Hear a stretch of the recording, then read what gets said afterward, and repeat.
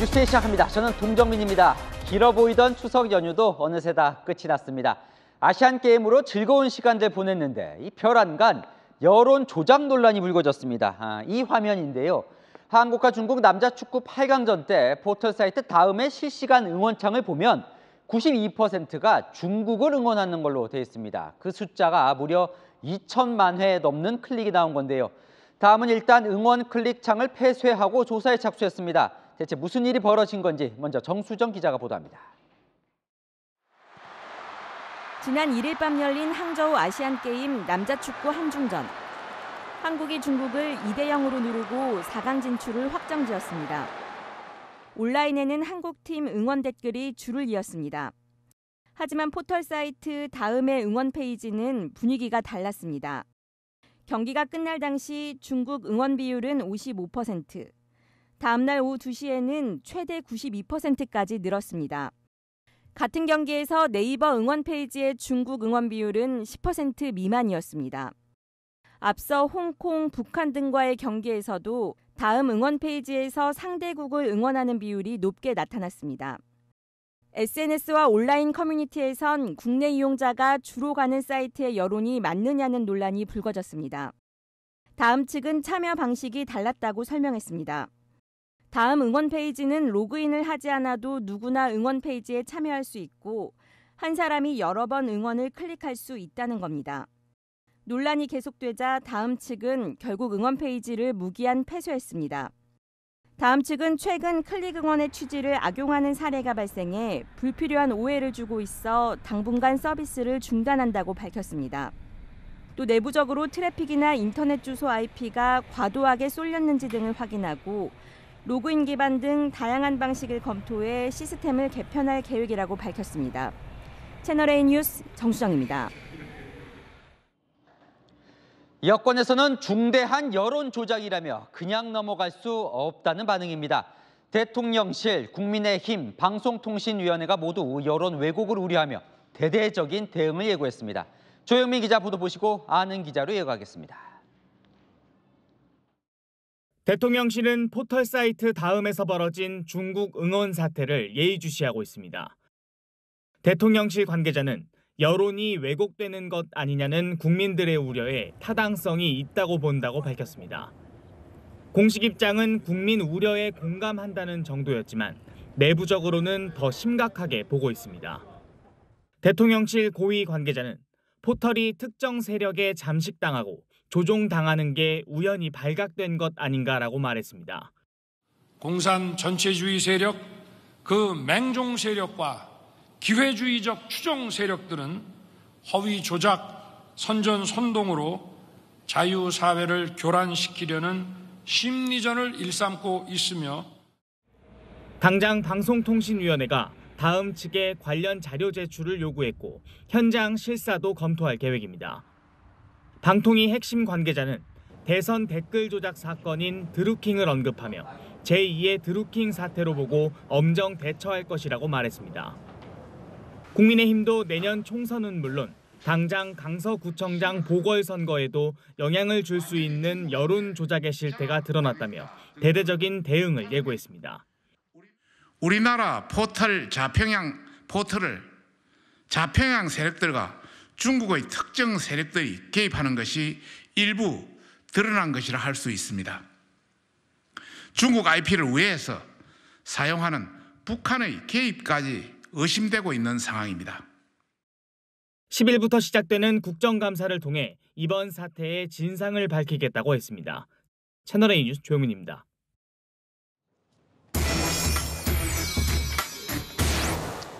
아는 기자 아지아 시작합니다. 정치부 이현재 기자, 경제산업부 정현우 기자가 함께 나와 있는데요. 이 사건 조금 더 살펴보겠습니다. 정 기자, 일단 어떤 일이 벌어진 건지부터 정리를 해볼까요? 네, 그제로 좀 돌아가 보겠습니다. 10월 1일 밤 9시 항저우 아시안게임에서 우리 대표팀이 중국과 맞붙습니다. 이때 우리나라 포털 다음과 네이버에선 실시간 응원 페이지가 운영되고 있었는데요. 이 페이지에서 누리꾼들이 응원 버튼을 누르고 댓글도 쓸 수 있습니다. 문제는 이때 다음에서만 중국을 응원하는 클릭 응원이 약 2천만 건, 전체의 92%에 달했습니다. 또 다른 포털인 네이버에선 반대로 전체의 94%가 우리나라를 응원했습니다. 이상하긴 하죠. 중국 응원하는 클릭이 2천만 건을 넘었다는 게. 그래서요. 자, 이 기자, 국민의힘은 누가 왜 이런 일을 벌였다고 생각하는 거예요? 자, 일단 한중전에서 벌어진 일이다 보니 일단 중국을 의심하고 있습니다. 중국 본토에 사는 중국인이나 국내에 거주하는 중국 동포 또는 북한 개입 가능성까지 거론합니다. 국민의힘 포털 TF는 중국과 북한의 여론 개입 의혹은 이번이 처음이 아니라며 2020년 총선을 앞두고 일각에서 제기됐던 차이나 게이트까지 재소환했습니다. 그런데 중국 본토에서 했다고 하기에는 이 다음과 네이버 모두 외국에선 접속이 안 된다면서요? 네, 맞습니다. 그래서 우회 접속을 의심하고 있습니다. 중국에서 가상망인 VPN을 이용하면 한국 IP로 우회 접속할 수 있다는 겁니다. 우회 접속이 아니라면 매크로 프로그램을 사용했을 가능성도 제기했습니다. 컴퓨터가 일정한 작업을 자동으로 반복하게 하는 게 매크로입니다. 매크로를 돌리면 순식간에 중국 응원 버튼이 자동으로 눌러지거든요. 국민의힘은 정부가 다음을 우선 조사하고 대규모 조작 정황이 드러나면 수사 의뢰도 할 수 있다고 설명했습니다. 그래서 이게 궁금하더라고요. 왜 네이버는 아니고 다음 응원 페이지에서만 이런 일이 벌어졌을까요? 이 다음은 로그인 없이 아무나 무제한으로 응원 버튼을 누를 수 있었는데요.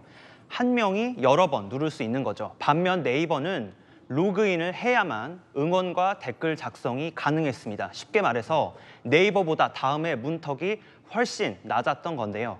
포털은 이용자를 한 명이라도 더 확보하고 1분 1초라도 더 머물게 하는 게 사업의 핵심입니다. 다음이 스포츠 응원 페이지의 문턱을 낮춰놨던 것도 아시안게임과 같은 대목의 누리꾼들을 좀 더 불러 모아서 오래 머물게 하려던 의도로 봐야겠죠. 그럼 포털 사이트 다음은 지금 누구 소행으로 보고 있는 겁니까? 다음은 말을 아끼고 있습니다. 지금 누구 소행인지 알아보는 것 자체를 조심스러워하는 분위기인데요. 누리꾼이 장난을 친 건지 누군가가 매크로를 돌렸는지 아직 알 수 없는 상황인데 다음이 나서서 누가 이런 일을 벌였는지 알아보는 것만으로 정치권에서 또다시 논란이 커질 수 있는 점을 부담스러워하는 겁니다. 어떻게 보면 그냥 응원창 하나인데 국민의힘 여권에서는 왜 이렇게 민감하게 반응을 하는 겁니까? 자, 드루킹 보고 놀란 가슴, 중국전 보고 놀랐다 이렇게 말할 수 있겠습니다. 자, 그동안 여론 조작에 대한 심증만 있었는데 이번 사건으로 실제 조작이 벌어지고 있다는 확신을 가졌다는 건데요. 선거의 계절로 접어드는 예민한 상황에서 이런 일이 벌어졌다는 사실 그 자체가 심각한 문제라고 지적했습니다. 클릭이 조작되어도 저희들은 그렇게 보고 강서구청장이나 앞으로 총선에도 큰 영향을 미칠 수 있는 그런 사안이기 때문에. 강서구청장 선거도 8일 앞으로 다가온 상황이라 지지층 결집을 노리고 일부러 강하게 반응한 것이란 분석도 나오고 있습니다. 국민의힘은 대대적인 대응을 예고했던데 뭘 어떻게 하겠다는 거예요? 자, 일단 사건의 전말을 조사하겠다고 합니다. 그리고 포털의 자정작용, 사후 책임을 강화할 계획인데요. 일단 다음처럼 로그인하지 않고 응원이나 댓글은 못 달게 하는 안이 거론되고 있고요. 또 법안을 정비해서 조작 행위가 있을 경우 포털 사업자도 처벌받게 하겠다는 입장입니다. 방통위 관계자는 해외 서버를 통한 우회 접속 차단도 과기정통부에 요청하겠다고 했고 여당에서는 해외에서 댓글을 달 경우 국적을 노출하는 안도 거론되고 있습니다. 자, 다음도 뭔가 지금 고민을 하고 있는 것 같습니다. 다음은 일단 어제부로 응원 기능을 폐지했고요. 관계 당국이 조사에 나설 경우 적극적으로 협조하겠다는 입장입니다. 특정인이 접속을 과도하게 했는지 자체 진상 파악도 할 계획입니다. 드루킹 사건처럼 매크로 프로그램을 활용해서 여론을 조작한 일이 있었던 만큼 매크로 사용이 사실로 확인될 경우 보안성 강화를 위한 노력이 부족했다는 비판만큼은 피하기 어려워 보입니다. 네, 잘 들었습니다. 아는 기자 이현재, 정현우 기자와 살펴봤습니다. 네, 이제 8일 앞으로 다가온 서울 강서구청장 선거가 과열 양상을 보이고 있습니다. 어젯밤엔 정치인 현수막에 불을 붙인 남성이 체포됐습니다. 백승현 기자입니다. 도로 옆에 걸린 현수막 귀퉁이에 불꽃이 일더니 금세 불똥이 떨어지며 불이 번집니다. 누군가 현수막 뒤를 걸어가자 반대쪽에서도 불꽃이 일더니 화르르 타오릅니다. 그러자 도로 반대편에 있던 시민이 달려와 소화기로 급하게 불을 끕니다. 어젯밤 10시 20분쯤 구청장 보궐선거를 앞둔 서울 강서구에서 30대 남성이 정치인 현수막에 불을 지른 겁니다. 남성은 인근에 있던 상가 분양 현수막에도 불을 붙였고 약 1시간 20분 뒤 경찰에 붙잡혔습니다. 지난달 30일 50대 여성이 선거운동원을 폭행한 데 이어 현수막 방화 사건까지 이어지자 주민들은 착잡한 반응입니다.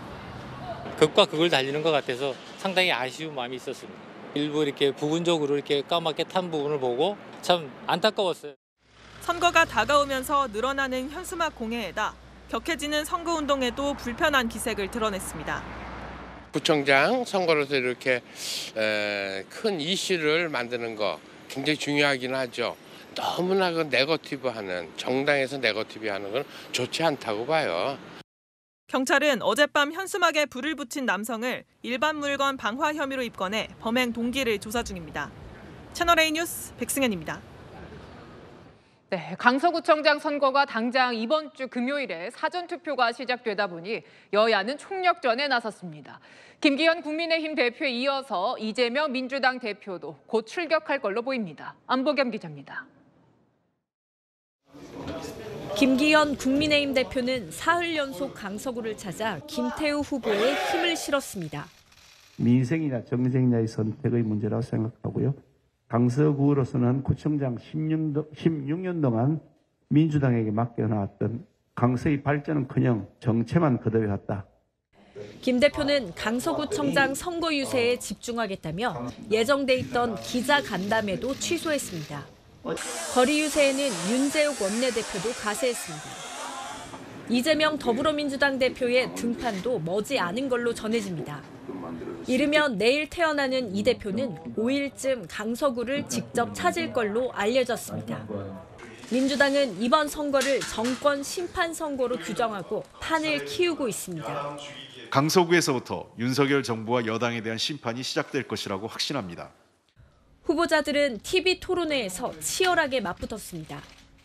공천 받은 후에 정치 경력을 급조해서 넣기 위해서 조국 일가와 조민처럼 허위를 혹시 만들었거나 선거를 위해서 갑자기 급조해서 만들어준 경력이 아닌가.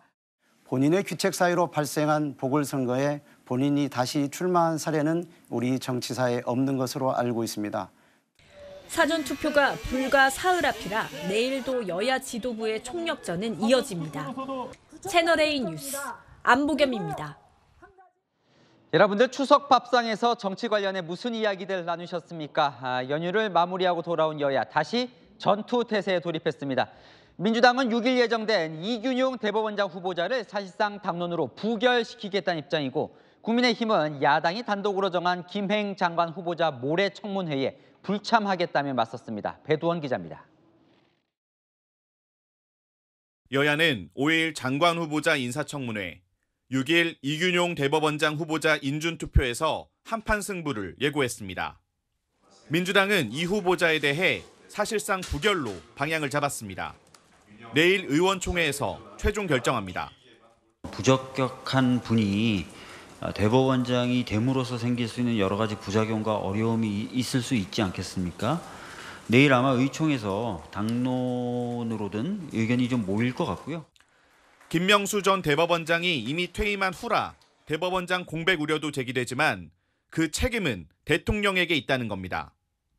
박용진 인사청문 특위 야당 간사는 모든 책임은 자격 미달 후보를 검증 않고 보낸 윤석열 대통령에게 있다고 경고했고 홍익표 민주당 원내대표는 이런 인물들을 계속 보내면 제2, 제3이라도 부결시킬 생각이라고 강조했습니다. 국민의힘은 민주당이 단독으로 일정을 잡은 여가부 장관 청문회 불참으로 맞불을 놓았습니다. 이거 막 가자는 것도 아니고 무슨 이런 식으로 일을 처리하는지 도저히 이해할 수 없는 상황입니다. 지금 여가위 차원에서는 정상적인 청문회가 어렵다고 지금 보고 있습니다. 김기현 국민의힘 대표는 이재명 대표의 영수회담 제안에 대해 엉뚱한 번지수를 찾았다며 민생 문제는 국회에서 해결해야 한다고 반박했습니다. 채널A 뉴스 배두원입니다. 대법원장은 반드시 국회 인준을 거쳐야 임명되기 때문에 예관대로 민주당이 부결표 던지면 이균용 후보자 임명은 무산됩니다. 다급해진 대법원이 일일이 야당을 찾아다니며 설득하고 있는데요. 김명수 전 대법원장을 계승하겠다는 문건까지 만들어 야당 설득에 나섰습니다. 최수연 기자의 단독 보도입니다. 대법원 법원행정처가 오는 6일 이균용 대법원장 후보자 인준 표결을 앞두고 대응 문건을 만들어 국회 설득 작업에 나섰습니다. 김명수 전 대법원장의 민주적이고 수평적인 재판 중심의 사법정책을 계승하겠다고 적힌 문건을 들고 특히 민주당 의원실을 찾아다닌 것으로 전해졌습니다. 앞서 이 후보자는 청문회에서 김명수 체제를 비판한 바 있습니다. 소위 김명수 대법원장 이후에 사법부에 대한 국민들의 신뢰는 더욱 추락을 했습니다. 판사의 성향이 어떤 쪽이든 판결은 똑같이 나올 것이다라는 믿음이 있어야 되는데 그 부분이 무너진 측면이. 대법원장 임명 동의안은 국회 제적위원 과반 출석과 출석위원 과반 찬성으로 의결됩니다. 가결이 되려면 최소 35명 이상의 민주당 의원 가결표가 필요합니다. 사실상 부결 당론인 민주당의 이탈표를 끌어내야 하는데 대법원은 무기명 투표라는 점에 기대하고 있습니다. 법원 행정처는 또 대법원장 공백이 가져올 문제점을 거론하며 여론전도 펼친 것으로 전해졌습니다. 권한 대행의 경우 업무 범위에 대해 선례가 없고 그러다 보니 대법관 임명 제청 절차나 전원 합의체가 정상적으로 운영될 수 없다는 겁니다. 실제 1980년대 이후 대법원장 권한대행 체제로 전원 합의체가 선고를 내린 적은 없습니다. JLA 뉴스 최선입니다.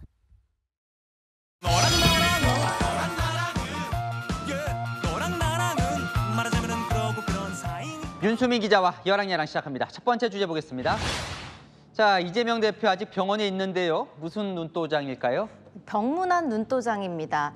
이 추석 연휴 내내 이 지지자들이 이재명 대표가 입원해 있는 이 병원 앞에서 실시간 방송을 했는데요. 그러다 보니 누가 병문안을 오는지 알 수 있게 된 거죠.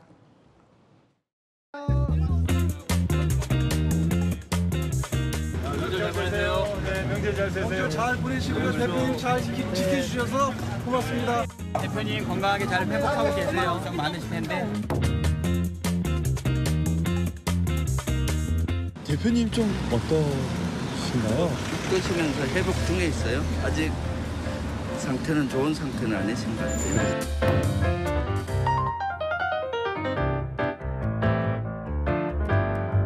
지금 서원숙 의원님이랑 박찬대 의원님이랑 홍익표 지금 서영교 의원님 들어가고 계시네요.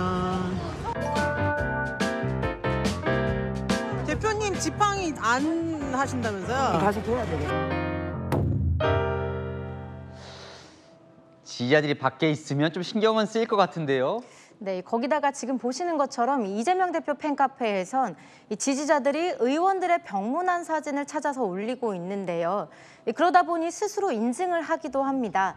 아까 영상에서 봤던 김병주 의원도 인증샷을 올렸고요. 끝까지 이 대표를 지키겠다고 연휴 인사를 했습니다. 반대로 그럼 병문안 안 간 의원들은 좀 압박을 받는 거 아닙니까? 네, 이재명 대표 단식 때도 이 단식장에 가지 않은 의원들 이 팬카페 눈치를 봤었죠. 한 민주당 의원실은 요즘은 이 팬카페에 직접 인증하거나 이 팬카페에 올라갈 수 있도록 신경 쓴다고 전했습니다. 네, 다음 주제 넘어가겠습니다. 한동훈 장관인데 했다면 무슨 말일까요? 네, 이재명 대표 영장이 기각되면서 이 한동훈 장관에 대한 책임론을 이준석 전 대표가 제기하고 있죠. 오늘 친윤계 의원이 이렇게 반발했습니다. 한동훈 장관이 이 대표 수사를 지휘했다면 결과가 달라졌을 거라고요. 당내 분위기가 좀 바뀌었나요? 당내 분위기는 한결같고요. 한동훈 장관이 실질적으로 지휘를 했다면은 권한을 행사했다면은 저는 구속영장 기각이 안 됐다고 봐요. 네, 한 장관이 개입하지 않은 증거라며 책임을 물을 일이 아니라는 거죠. 근데 뭐 이준석 전 대표나 그 주변에서는 어쨌든 계속 한 장관 책임론을 이야기하더라고요. 네, 정치적으로는 책임이 있다는 겁니다. 훗날 부분이 있다고 저는 생각되는데요. 분명히 정치적인 어떠한 책임이라든지 이재명 대표한테 날개를 달아준 것처럼 된 거잖아요. 지금의 분위기를 반전시키기 위한 본인의 작은 승리가 필요할 겁니다. 종지부 찍으려면은 나오는 게 뭐 구속영장 같은 게 나와야 되는 거거든요. 어쨌든 보니까 이 보수 진영 중에는 대권 주자로서 계속 1위는 나오더라고요. 네, 이 민주당은 연휴에도 이 파면 탄핵까지 언급하며 한동훈 장관을 집중 공격하고 있는데요. 민주당과 여당 내에서도 계속 언급되다 보니 역으로 한 장관 보수 진영 대권 선호도에서 35%를 차지하며 체급은 더 커진 모습입니다. 한동훈 장관의 파면을 하라는 거고요. 10월 달은 국감으로 집중해야 되기 때문에 국감 이후에 저희가 판단할 생각입니다. 파면하라! 파면하라! 법과 절차에 따라서 수사해서 처벌하는 것이 법무부 장관을 파면하고 탄핵할 사유가 되는지 어떤 절차를 실제로 진행하신다면 당당하게 대응할 것이라는 말씀드립니다. 네, 파면 탄핵 움직임에 당당하게 대응하겠다는 한 장관. 앞으로의 영향력이 더 커질지는 지켜봐야겠습니다. 네, 지금까지 혈랑야랑이었습니다. 다음 소식입니다. 경기 포천시 저수지 근처에서 헬기가 뱅뱅 돌더니 저수지 물속으로 추락하고 맙니다. 방제 훈련 앞두고 물 담는 장비 테스트하다 사고가 난 건데요. 헬기에 타고 있던 60대 기장은 결국 숨진 채 발견됐습니다. 김정근 기자입니다. 헬기가 저수지를 향해 천천히 내려갑니다. 헬기 아래 연결된 장비로 물을 담으려던 찰나 꼬리 날개와 몸통 일부가 그대로 물에 쑥 빠집니다. 조종사는 곧바로 기체를 하늘 위로 끌어올렸지만 이내 중심을 잃고 빙글빙글 돕니다. 빠른 속도로 회전하던 헬기는 그대로 저수지에 풍덩 빠집니다. 경기 포천시 고모리 저수지에 민간 헬기가 추락한 건 오늘 오전 11시 10분쯤. 떨어진다. 당시 60대 조종사 1명만 탑승한 상태였고 헬기는 수심 10m 저수지 아래로 가라앉았습니다. 왜 너무 낮게 떴지? 그래서 다시 그 헬리콥터가 하늘로 올라갔어요. 그래서 하늘에서 빙빙빙 돌다가 그대로 내려와서 이제 10분 되니까 그 가라앉아 버렸어요. 소방당국은 장비 20여 대와 구조대원 60여 명을 투입해 수색 작업을 벌였습니다. 수심이 깊고 수질이 탁해 4시간가량 수색한 끝에야 숨진 조종사를 발견했습니다. 그리고 사고 5시간 만에 시신을 수습했습니다. 해당 헬기는 민간 항공업체 소속으로 내일부터 포천시 소방방재훈련에 투입될 예정이었습니다. 훈련에 앞서 자체적으로 장비 테스트를 하다 사고가 난 겁니다. 그 물과 그 헬기 사이가 공간을 두고 헬기가 그 자리에서 도는데 오늘 그 헬기는 너무 가까이 갔어요. 경찰은 정확한 사인을 확인하기 위해 조종사 부검을 진행할 예정입니다. 국토교통부 역시 물속에 있는 헬기를 인양하는 대로 기체 결함 여부도 확인할 계획입니다. 채널A 뉴스 김정근입니다. 미립국, 다른 나라 얘기가 아니었습니다. 오늘 새벽 충남 보령 해안을 통해 미립국을 시도한 중국인 22명이 검거되었는데요. 밀항선은 마치 셔틀버스처럼 이들을 내려주고 되돌아갔습니다. 공국진 기자가 취재했습니다. 소총으로 무장한 군인들이 해양 3점들을 수색합니다. 순찰차도 수시로 오갑니다. 미립국 신고를 받고 수색에 나선 겁니다. 충남 보령 해상에서 미확인 선박이 우리 군에 포착된 건 오늘 새벽 1시 53분쯤. 중국 산둥성 웨이아이시에서 출발한 미확인 선박은 충남 보령 대천항 인근 해상까지 400여 킬로미터를 운항해 왔습니다. 중국에서 배를 타고 온 미립국자 22명은 저 앞 해상에서 뛰어내렸습니다. 수심이 낮아 배를 댈 수 없었기 때문이었는데요. 이후 이곳 해안가까지는 헤엄쳐 들어왔습니다. 모두 22명이 입국한 것으로 파악된 상황에서 21명은 인근 대천항 일대에서 검거됐습니다. 우리가 출근했을 때 13명인가를 잡았고 그 이후에 한 1시간 동안 또 잔당을 택시를 타고 달아났던 한 명은 경기 안산시 지인의 집에서 오늘 오전 9시쯤 붙잡혔습니다. 검거된 22명은 모두 중국 국적으로 전해졌습니다. 이들을 내려주고 돌아간 밀항선은 오전 7시 40분쯤 우리 해역을 벗어났습니다. 해경은 중국 수사당국에 검거를 요청한 상태입니다. 미식별 선박은 미립국자 해당 구역의 하선 조치 후 중국 해역 쪽으로 약 40노트 속도로 도주하였습니다. 앞서 지난 8월에는 중국인 남성 한 명이 제트스키로 인천 해안으로 미립국하다 붙잡혔습니다. 2년 전엔 미립국에 사용된 배가 충남 태안해안에서 발견되기도 했습니다. 낚싯배가 많은 서해안이 주요 밀항 루트로 이용되는 가운데 20명이 넘는 대규모 미립국 시도가 적발된 건 10년 만입니다. 채널A 뉴스 공국진입니다. 차량이 또랑에 빠지면서 뒤집히는 바람에 차 안에 있던 사람들이 꼼짝없이 차 안에 갇혔는데요. 길 가던 시민과 119 상황실이 마치 한 팀처럼 움직여서 구조에 성공했습니다. 영상통화가 구조에 한몫했는데요. 배영진 기자입니다. 검은색 승용차가 옆으로 주차하는 듯 하더니 그대로 도랑에 빠집니다. 뒤따르던 운전자는 차를 세우고 급히 119에 신고합니다. 뒤집어진 승용차 위로 올라가 소방관과 영상통화를 하며 직접 구조에도 나섰습니다. 안에 운전자가 있고 안에 운전자는 어떤 상태인데요? 지금 확인이 안 됩니다. 물이 반이 잠겼어요. 차량이 뒤집힌 상태에서 물속에 잠겨있는 상황. 목숨까지 위태로울 수 있는 긴박한 순간. 누가 물에 들어가실 수 있겠습니까? 뭐 어떻게든 들어가야지 뭐 사람이. 그러니까 곧바로 물밑으로 내려가 힘껏 뒷문을 당겼고 한 사람씩 끌어올려 3명을 구조합니다. 마지막까지 안에 사람이 없는지 확인까지 합니다. 한 여성은 살았다는 안도감에 손을 흔듭니다. 구조에 나선 배도윤 씨는 갑작스러운 사고에 당황했지만 살려야 한다는 생각에 몸이 움직였다고 말합니다. 이게 뒤집혀 놓으니까 안에 계신 분들은 물에 거의 다 잠겼지. 뒷문을 열었거든요, 제가. 앞문은 뻘에 빠져가지고 문이 안 열려가지고. 재빨리 영상통화를 걸어 사고 현장을 파악하고 배 씨와 구조 방법을 소통한 소방관의 기지도 빛났습니다.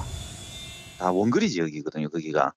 그래서 거기는 초기 대응을 잘 못하면 인명피해가 크게 발생하는 좀 지역입니다. 영상을 보면서 이렇게 안내를 하면 이렇게 시민들에게 많이 도움이 될 수 있으니까. 덕분에 구조된 3명은 모두 별다른 부상 없이 집으로 돌아갈 수 있었습니다. 채널A 뉴스 배영실입니다. 추석 당일 식당이 쉬는 틈을 타 종업원이 식당 금고를 털려다가 식당 주인에게 덜미를 잡혔습니다. 이 종업원 며칠 전에도 현금을 훔쳐 달아났지만 부모님 병원비라고 해서 주인이 용서를 해줬었다는데요. 장호림 기자가 단독 취재했습니다. 추석 당일 영업을 하지 않는 식당 문을 열고 들어온 남성. 부엌에서 드라이브를 챙긴 뒤 가게 금고 쪽으로 향합니다. 드라이버로 금고를 열어보려 하지만 꼼짝도 하지 않자 이번에는 더 얇은 클립을 가져와 시도해봅니다. 30분째 금고와 씨름하는 사이 식당 주인은 집에서 CCTV로 이 모든 상황을 실시간 지켜봤습니다. 오랫동안 이제 문을 닫고 있으니까 TV 보다가 그냥 핸드폰이 손에 쥐어져 있어서 우연히 본 거죠. 신고받고 출동한 경찰에 체포된 남성. 알고 보니 이 식당에서 일하는 중국 국적의 40대 주방 보조였습니다. 식당 주인은 배신감을 토로했습니다. 이 종업원은 지난달에도 금고에서 현금 100만 원을 훔친 걸 들켰지만 용서해줬기 때문입니다. 그 중국에 계시는 부모님 병원비 마련 때문에 그랬다는 거예요. 내키지 않았지만 그걸 믿으려고 애를 썼죠, 제가. 범행 당일 경찰이 가게로 들이닥치자 남성은 태연히 양파가 든 상자를 들고 나와 일손을 돕고 있었다고 둘러대기도 했습니다. 이후 경찰은 몸수색하다 남성 주머니에서 빈 주사기도 찾아냈습니다. 추궁 끝에 몇 시간 전 주거지에서 필로폰을 투약했다는 자백까지 받았습니다. 경찰은 남성을 절도 등의 혐의로 입건하고 추가 범죄 여부 등을 조사할 예정입니다. 채널A 뉴스 장호림입니다. 주택가에 심심치 않게 나타나는 멧돼지가 이번엔 경찰서에 난입했습니다. 30분 가까이 난동을 부리다가 실탄 5발을 맞고서야 제압됐습니다. 이혜주 기자입니다. 멧돼지 한 마리가 순찰차 주위를 맴돕니다. 이내 건물 쪽으로 돌진하자 주위는 순식간에 아수다장이 됩니다. 어제 오후 12시쯤 몸무게 100kg에 달하는 멧돼지가 뒷문을 통해 의정부 경찰서 주차장으로 들어온 겁니다. 경찰관 2명이 우산과 방패, 3단봉을 들고 멧돼지 쪽으로 조심스레 다가가자 흥분한 멧돼지가 경찰관을 향해 달려들기도 합니다. 달려올 때 보니까 허리춤까지는 오더라고요. 피하면서도 이거 지금 부딪혔으면 진짜 큰일 났겠구나 그 생각이 들었어요. 경찰과 멧돼지의 대치는 30분 가까이 이어졌습니다. 현장에 도착한 소방대원이 마취총을 겨누려고 했지만 멧돼지가 뛰어다니는 탓에 조준이 어려운 상황. 그 사이 멧돼지가 사람이 많은 대로변으로 탈출하려고 하자 달려리고 쏴요, 머리. 경찰은 실탄 5발을 쏴 제압했습니다. 주차장이 간이 판넬 같은 그걸로 이제 가려놨는데 멧돼지가 충분히 뚫을 수 있을 것 같더라고요. 거기를 좀 더 지나가면 큰 대로변이 나오고 만약에 반대편으로 갔으면 완전 주택가거든요. 멧돼지 제압 과정에서 경찰관 2명이 무릎 등에 철가상을 입었습니다. 잡힌 멧돼지는 시청에서 고용한 엽사가 처리할 계획입니다. 채널A 뉴스 이혜주입니다. 주민센터의 책임자인 동장이 여성 직원들에게 부적절한 발언을 해서 관할 지자체가 조사에 나섰습니다. 피해자들은 상습적으로 성희롱을 당했다고 주장했습니다. 채널A는 이 피해자의 동의를 받아서 관련 녹취를 공개합니다. 김태우 기자의 단독 보도입니다. 이 음식점에서 경기 하남시의 한 주민센터 직원 12명이 회식 자리를 가진 건 일주일 전인 지난달 26일 저녁. 주민센터 책임자인 동장의 테이블에는 여성 직원 4명이 함께 있었습니다. 그렇게 술잔이 오간 뒤 동장이 갑자기 여직원들을 향해 성관계와 관련된 얘기를 꺼냅니다. 서울 25살 살았는데 남자한테 맞아요. 남자하고 살아야 돼. 오래 살아야 돼. 특정 여직원을 겨냥한 성희롱 발언도 이어갑니다. 너는 많이 들었을 것 아니야. 남자하고. 에이 모른 척 하지 말고. 함께 있던 여직원이 동장의 발언을 제지해봤지만 소용없었습니다. 성적 수치심과 모멸감, 같이 다른 직원도 하는 얘기가 수치스럽다고. 그리고 그 직원은 계속 연인에게 토했다고 그러고. 피해 여직원은 동장이 부임해온 지난해 9월부터 성희롱이 상습적으로 이루어졌다고 주장합니다. 그 전에도 직원한테 1대1로 있을 때 뭐 애 낳아야지, 오늘 남편이랑 집에 가서 하고 이렇게 표현을. 회식 자리 다음 날 여직원 2명은 하남시청 감사실을 찾아 동장을 신고했습니다. 문제의 녹취 파일도 함께 제출했습니다. 하남시는 동장을 대기 발령 조치하고 정식 조사도 준비 중입니다. 인사 조치를 통보받은 동장은 직원 단체 채팅방에 사과의 글을 올렸습니다. 그러면서도 술에 취해 기억이 나지 않는다. 가족들의 생계를 책임져야 할 처지라고 덧붙였습니다. 채널A는 동장의 입장을 듣기 위해 여러 차례 통화를 시도했지만 연락이 닿지 않았습니다. 채널A 뉴스 김태우입니다. 생일 같은 날 스타벅스 커피 기프티콘 많이들 주고받는데요. 그런데 이 표시된 금액보다 싼 제품은 살 수가 없어서 소비자들 불만이 컸었습니다. 스타벅스가 연말부터는 남는 돈을 충전 방식으로 돌려주기로 했습니다. 박지혜 기자입니다. 커피 2잔과 케이크 세트 기프티콘을 갖고 커피 전문점을 찾았습니다. 커피만 사려고 했더니 결제할 수 없다는 답이 돌아옵니다.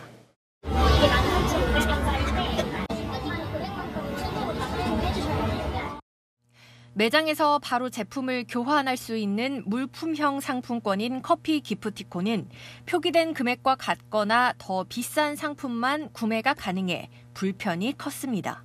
커피 2잔에 케이크 이런 게 많이 들어오는데 전 1인 가구여가지고 사실 한 명이서 그렇게 먹을 수가 없어서 다음으로 미루고 뭐 날짜도 넘어가서 갱신하고 이런 경우도. 금액을 못 채울 수가 없어가지고 못 쓰는 경우도 많은 것 같습니다.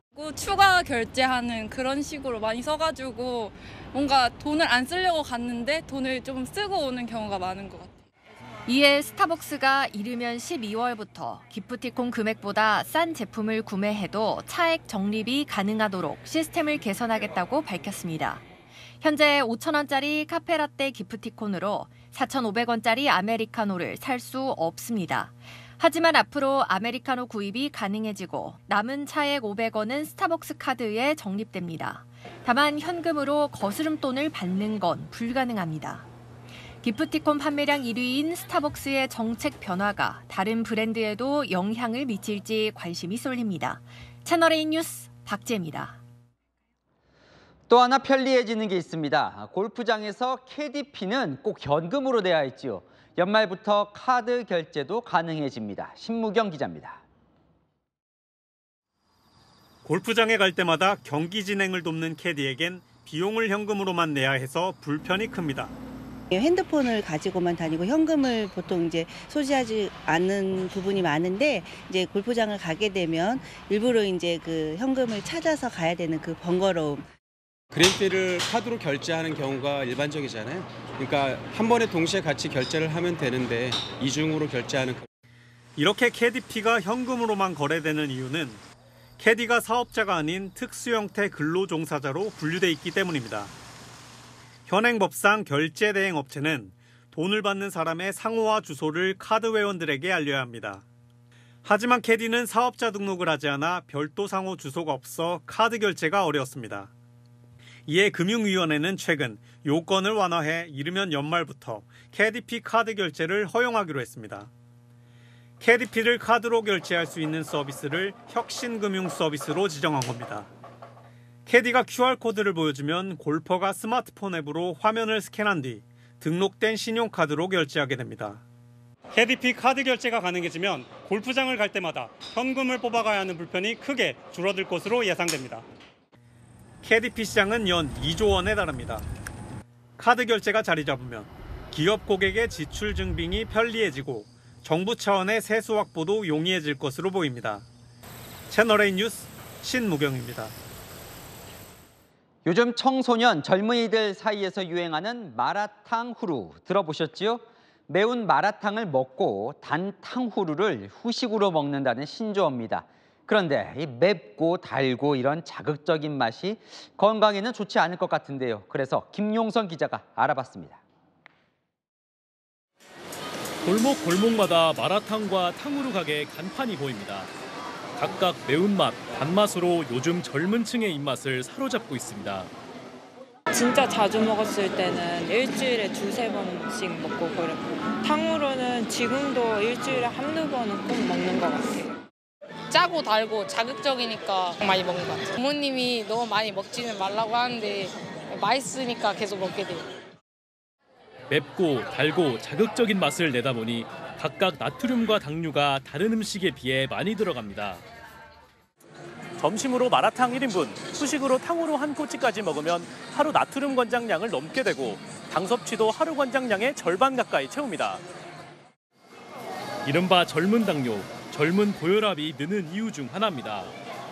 지난해 20대 당뇨병 환자는 5년 전에 비해 47%가량 늘었고 고혈압 환자는 30% 이상 늘었습니다. 5년 만에 중학생 비만은 3배, 당뇨도 1.7배 증가했습니다. 청소년기에 이런 음식을 즐겨 먹게 되면은 성인이 돼서도 계속 좋아할 수밖에 없다 보니까 장기적으로 만성질환의 발생 위험을 젊은 층 건강에 대한 우려가 커지면서 여야 정치권도 나섰습니다. 다음 주부터 시작되는 국회 국정감사에서 국내 최대 탕후루 프랜차이즈 업체의 대표를 출석시켜 안정성 등을 따져 물을 예정입니다. 채널A 뉴스 김용성입니다. 네, 이번 추석에도 정성을 담아서 선물 주고받으셨을 텐데요. 중고장터엔 이런 추석 선물 세트들이 쏟아져 나오고 있습니다. 박박한 경제 상황 때문일까요? 포장을 뜯지 않은 선물을 팔거나 필요한 물건을 싼 가격에 사는 명절 테크가 어김없이 이어졌습니다. 강보인 기자가 취재했습니다. 서울에 사는 광미영 씨는 추석 선물로 들어온 안마기 세트를 온라인 중고장터에 내다 팔았습니다. 이렇게 번 돈으로 역시 중고장터에 나온 햄 선물 세트를 샀습니다. 저는 안마기가 필요 없으니까 그분들께는 어머님이나 누구한테 선물하니까 좋은 거고 안 그러면 쌓아놓고 짐만 되잖아요. 최근 온라인 중고 플랫폼마다 명절 선물 세트가 쉽사리 눈에 띕니다. 햄이나 캔참치, 프라이팬까지 없는 게 없습니다. 필요 없는 물건을 되팔거나 저렴한 가격에 사들이는 이른바 명절 테크입니다. 온라인 최저가보다 싸게 내놓는 탓에 인기 품목은 나오는 즉시 팔리기 일쑤. 온라인 중고 사이트마다 선물 세트가 인기 검색어에 오르고 있습니다. 천정부지 치솟는 물가에 한 푼이라도 아끼려는 사람들 호응이 뜨겁습니다. 홍삼 캔디를 받았는데 저희 가족 중에 홍삼 캔디를 먹는 사람이 없어서 고물가 시대에 되게 좋은 것 같아요. 주의할 점도 있습니다. 건강기능식품과 의약품 주류는 현행법상 중고 거래를 할 수 없습니다. 대용량으로 포장된 식품을 낱개로 파는 것도 불법입니다. 중고 거래를 빙자한 사기도 주의할 대목입니다. 명절 지나고 나서 많은 소비자들이 그 싼 물건 많이 검색을 한다. 그거를 이용을 해가지고 또 사기가 많이 이루어질 수도 있습니다. 문제가 있는가 없는가를 점검을 꼭 하셔야 되겠다. 보낸 사람의 성의도 중요하지만 필요가 없거나 취향에 맞지 않는 선물을 처리하는 명절 테크는 한동안 이어질 전망입니다. 채널A 뉴스 강보인입니다. 네, 선물은 좋지만 과대 포장은 환경에 치명적일 수 있습니다. 그래서 이 플라스틱은 줄이고 내용물만 사갈 수 있는 친환경 가게가 등장하고 있습니다. 세제와 시리얼 같은 걸 원하는 만큼 용기에 담아갈 수 있습니다. 조금 불편해도 지구를 살리는 방법에 동참하는 사람들 늘고 있습니다. 송정현 기자가 취재했습니다. 세제와 섬유유연제, 기초 화장품을 파는 매장입니다. 일반 매장과는 조금 다릅니다. 손님들은 직접 가져온 용기에 필요한 제품을 담아갑니다. 스킨이 다 떨어져가지고 리필하러 왔습니다. 쓰레기가 부담스러운 게 가장 큰 것 같은 느낌입니다. 세제 350g은 1,400원, 탈취제는 100g에 1,000원 정도입니다. 1리터에 3,000원인 세제 최저가 제품과 비교해 싸진 않지만 손님들의 발걸음이 이어집니다. 물건이 그 시중에 파는 것보다 싸지는 않아요. 그래도 이 의지를 계속 실천을 해야지만 우리가 조금 너무 이렇게 과소비하거나 또는 그냥 무조건 쓰는 그 생활에서 좀 벗어날 수 있다. 판매하는 리필 제품은 300여 개. 이 매장은 지난해 다녀간 고객들의 구매량으로 추산하면 플라스틱 통을 7만 5천 개 넘게 절감한 셈이라고 밝혔습니다. 한 대형마트에선 시리얼을 리필해줍니다. 저도 집에서 용기를 가져왔는데요. 시리얼을 원하는 만큼 담아서 무게를 측정한 후 구매할 수 있습니다. 소비자들은 원하는 만큼만 구매할 수 있어 실용적이라는 반응입니다. 일단은 되게 문제가 되고 있는 게 요새 과대 포장이잖아요. 그렇기 때문에 그런 것들을 또 방지할 수 있다는 입장에서 소비자로서는 굉장히 좋을 것 같고요. 포장된 제품보다 가격도 40% 더 저렴합니다. 작게 사면 대용량을 사는 것보다 좀 비싸다고 생각할 수 있는데 사실은 사가지고 가서 버리는 것도 꽤 낭비라고 생각을 해서 조금은 불편해도 환경을 생각하는 소비자들의 발걸음이 이어지고 있습니다. 채널A 뉴스 송정현입니다.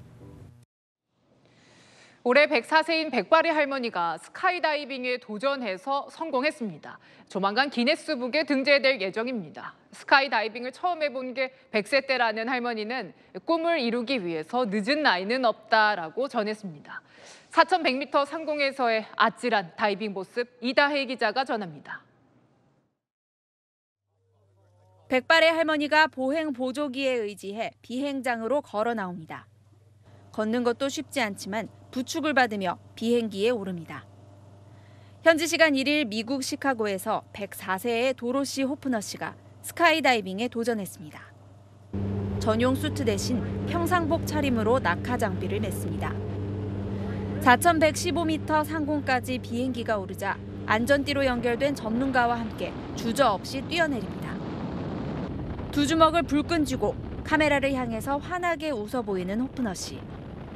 7분간의 낙하 끝에 지상에 안착하는 순간도 평온을 잃지 않습니다. 주변에선 환호성이 터져나옵니다. Great job, Dorothy. 스포츠 관련 직업이나 취미를 가져본 적이 없던 호프너 씨가 처음 스카이다이빙을 접한 건 100세가 되던 지난 2019년입니다.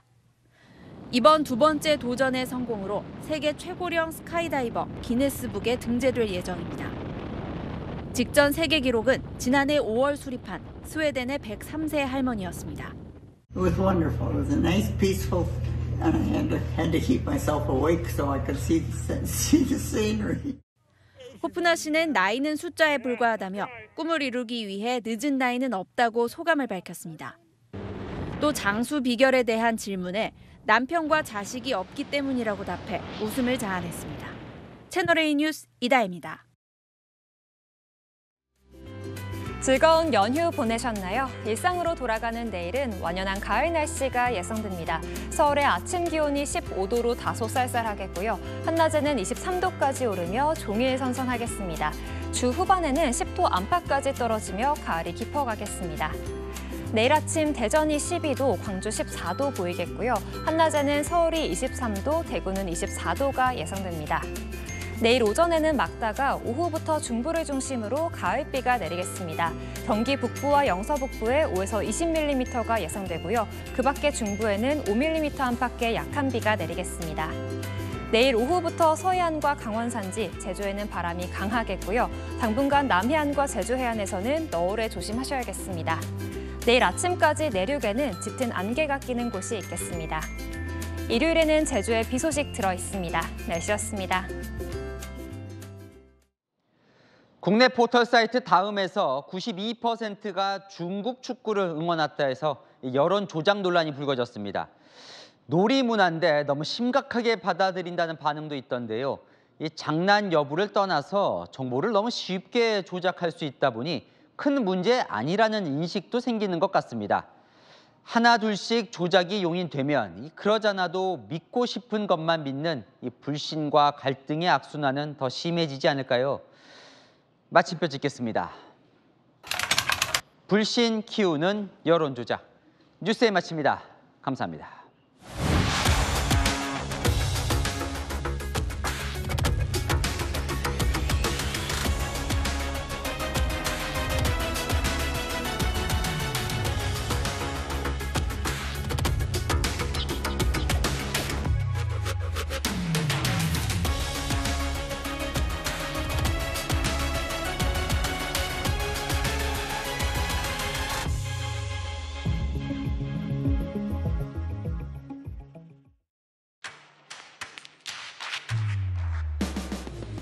당신의 아침을 여는 보이는 라디오 정치 시그널.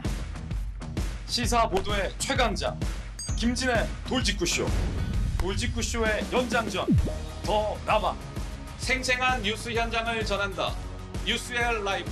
시사 보도의 강력한 한방, 강력한 4팀. 오늘의 10가지 뉴스. 대한민국 대표 뉴스쇼 뉴스 탑10. 오전 8시부터 하루를 함께하는 채널A 시사보도 9월 4일부터 출격!